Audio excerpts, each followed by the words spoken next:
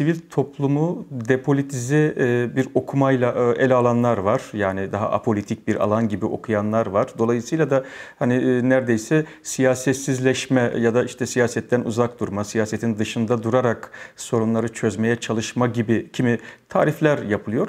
Ben doğrusu tam tersi bakış açısına sahibim. Sonuçta yani insan aynı insan, doğa aynı doğa, devletler aynı devletler. Dolayısıyla da hani sivil toplumu tehdit edenlerle ya da sivil toplumun alanını daraltan sorunlarla yani sonuçta siyasetinki hemen hemen aynı. Elbette ikisinin farklı tarzları var, farklı kendilerine özgünlükler var ama etkileşim var, iç içe geçmişlik var. Ben yani sivil toplumun bakış açısının siyasete taşınmasını çok önemsiyorum. Siyasetin de karar alma süreçlerini sadece siyasetçilerle değil, özellikle sivil toplumla, toplumsal mücadelelerle güçlendirmesi, destekletmesi gerektiği kanaatindeyim. Yani bu alandaki ilişkiyi sağlıklı bir zemine kavuşturabildiğinde hem siyaset kalitelileşecektir, nitelikli hal elde edecektir, hem de bence sivil toplum siyasal karar alma süreçlerinde belirleyici olacaktır. Biraz espriyle hani ifade etmek lazım. Siyaset sadece siyasetçilere bırakılacak bir iş değildir. Yani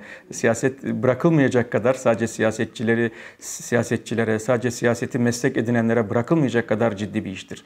Yani burada hani siyasal alanı sadece partiler alanı gibi tarif etmek bile bence daraltıcı. Sonuçta toplumsal hayatın bir parçasıdır siyasal alan ve o toplumsal hayatı etkileyen yani işte ne varsa örgütlü ya da işte yurttaş sorumluluğuyla, insan sorumluluğuyla ortaya koyulan ne tepki varsa, ne çağrı varsa, ne girişim varsa, ne inisiyatif varsa bunların hepsi bence siyasal alanı etkileyebilmeli. Siyaset de onların karar alma süreçlerini etkileyebilmesini kolaylaştırmalı. Yani aracılık yapmalı. Yoksa bunun ötesinde onun adına hani bu temsili demokrasinin meşhur halk adına, halk için modu artık hani çok gerilerde kalması gereken bir yani üsluptur. Siyasal alan hani vesayetten, baskıdan, dayatmadan ne kadar kurtulursa o kadar toplumsallaşır ya da işte tersinden cümleyi kuralım. Toplum siyasete ne kadar katılırsa, siyasete ne kadar taşınırsa siyaset o kadar toplumsal sorunları çözme kapasitesi itibariyle güçlenir. Yoksa hani şöyle bir şeye mahkum olur. İşte yani sadece siyasetçiler siyasetle ilgili söz söyleme hakkına sahiptir. İşte sivil toplum işiyle uğraşsın, kendi mesleğiyle uğraşsın falan. O zaman işte siz siyaseti meslek haline getirmişsiniz demektir. Yani şöyle bakıyorsunuz demektir. İşte ameliyatı cerrah yapar, işte hani tıraşı berber yapar. O zaman işte ülkeyle ilgili siyasi kararları da siyasetçi alır. Bence siyasetçinin böyle bir yetki gaspına hakkı yok. Yani evet daha çok yük taşır, daha çok sorumluluk taşır, daha çok belki mesai harcar, daha çok fedakarlık yapar ama sonuçta şunu bilir. Yani bütün bu yaptıklarının asıl sahibi, asıl patronu halktır, toplumdur. Dolayısıyla toplumun nerede, nasıl bir örgütlenmesi varsa yani son sözü ona söyletir, ilk sözü ona söyletir. Kendisi belki sadece oradan hani helva yapmaya çalışmanın çabası, arayışı içinde olur.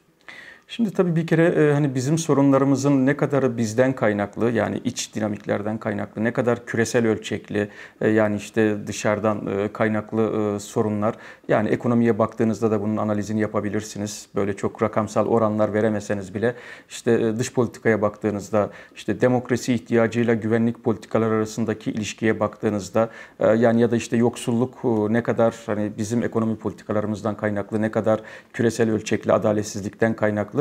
Buna dair hani çok uzun analizler yapmak mümkün ama ne olursa olsun hani küresel sorunlar da olsa, içeriden iç dinamiklerden kaynaklı sorunlar da olsa bunları çözme, bunlara dair çözüm arayışı ortaya koyma konusunda bir kere hani bu kurtarıcı bekleme sendromundan bir kere kurtulmak gerekiyor. Yani toplumlar kendi kurtuluşlarını kendileri yani inşa ederler. Kendileri kurdukları ortak akılla, geliştirdikleri ortak vicdanla şekillendirirler. Yoksa hani toplumlar da eğer işte bu işi siyasetçiye havale ederse, işte liderleri bekleyen hani kurtarıcı bekleyen bir moda, pasif, edilgen bir moda teslim olurlarsa bence yani bu yani muhtemelen hem çok uzun erime kalır hem de yani büyük ihtimalle de o yol haritası çok sağlıklı inşa edilemez.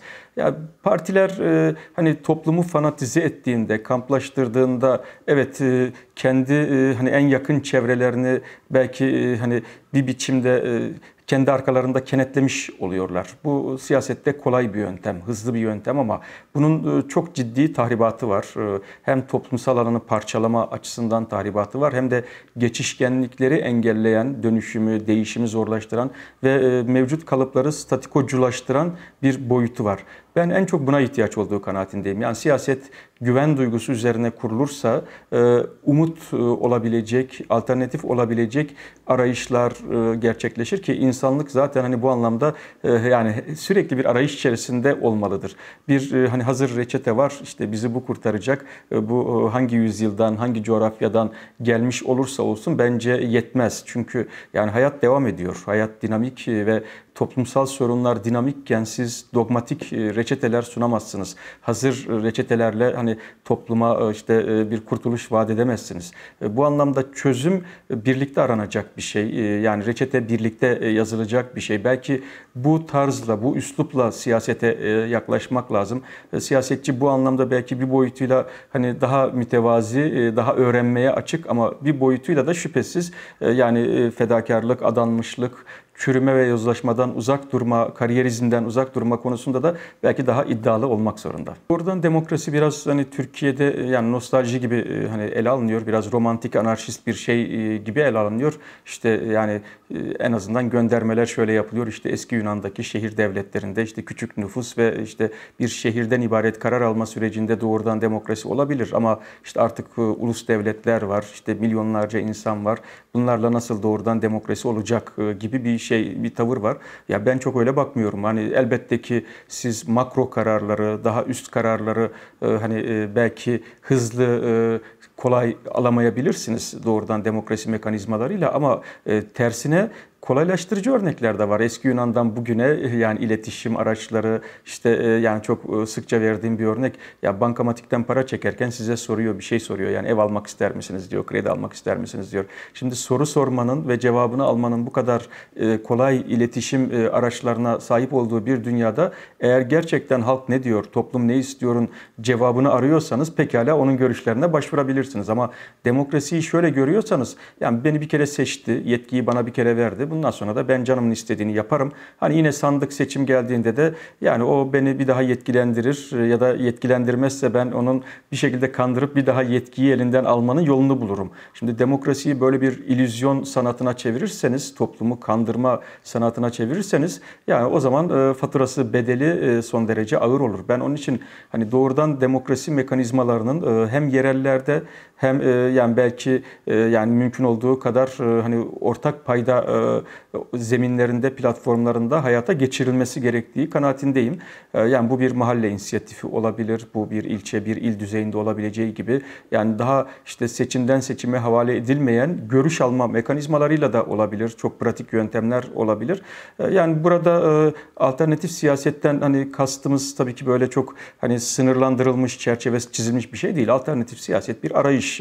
Yani Türkiye bu siyasi ezberleri, siyasi alışkanlıkları, işte siyasi tekrarları, hani tarz tekrarları içerisinde gerçekten değişen dünyada işte yeni kuşakların yeni okumaları, yeni arayışları karşısında bu ezber ve alışkanlıkların dışında bir siyasi yöntem, bir siyasi dil daha kuşatıcı, daha kapsamlı, eski kavga dilini, eski kamplaştıran, ötekileştiren dili aşan bir yeni dil geliştirebilir miyiz? Yani bu alternatiften kastımız hem siyaset yapma tarzıyla ilgili bir alternatif, yani işte demokratik bir alternatif, hem de dil itibariyle daha empati dili içeren, daha işte ötekine hitap edebilen, işte dış dışlayan, ayrımcılık içeren ya da bir tek kimliğe hapsedilmemiş bir dili kurabilir miyiz? Ya bu bir arayış, dolayısıyla da hani bir yolculuk, böyle tarif etmek lazım. İçini bu işe ilgi duyanlar birlikte dolduracaklar. Siyasi partiler bundan ne kadar etkilenirler, ne kadar faydalanırlar, ne kadar bunu hayata geçirirler ya da siyasetçiler bunu ne kadar önemserler, bunu da hep birlikte bu yürüyüşte göreceğiz.